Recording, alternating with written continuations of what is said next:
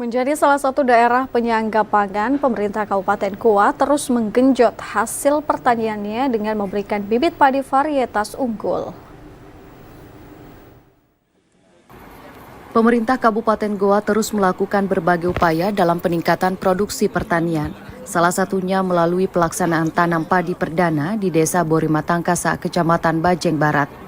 Padi varietas unggul yang ditanam di atas lahan seluas 14 are ini hanya membutuhkan waktu 3 bulan untuk siap dipanen.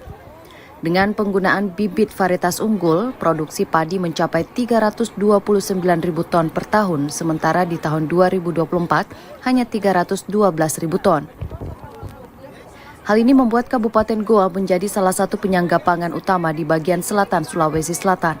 Menurut Kepala Dinas Tanaman Pangan dan Hortikultura Kabupaten Goa, penanaman dengan menggunakan bibit padi varietas unggul baru dilakukan di Desa Borimatangkasa di atas lahan 14 are. Namun penanaman padi unggul tersebut telah dilakukan di sejumlah desa di Kabupaten Goa. Yang kita jadikan tadi uji coba untuk penanaman kurang lebih 1.400 meter bujur sangkar atau 14 are.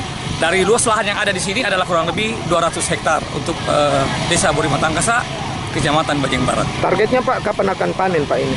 Kita berharap bahwa dengan bibit kita yang cukup bagus ini, benih unggul, karena ini bibit pokok, ya 3 bulan ke depan kita bisa panen. Pak, untuk panennya nanti Pak, kira-kira berapa ton yang bisa dihasilkan Pak dari itu luas 14 are Pak? Kalau kita melihat dari 14 are ini, ya berarti kita berhitung berarti ya sekitar 14 sampai 20 karung. Dengan meningkatnya produksi pertanian setiap tahun, diharapkan kesejahteraan petani juga semakin terangkat.